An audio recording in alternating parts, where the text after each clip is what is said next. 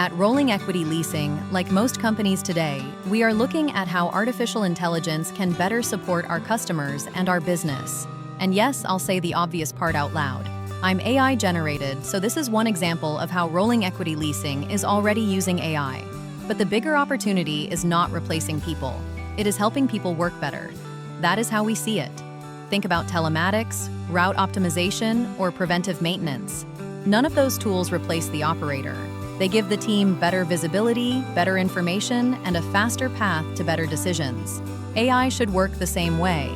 For fleet operators, the real opportunity is reducing admin drag, speeding up communication, organizing information faster, and helping teams respond with more accuracy and less friction.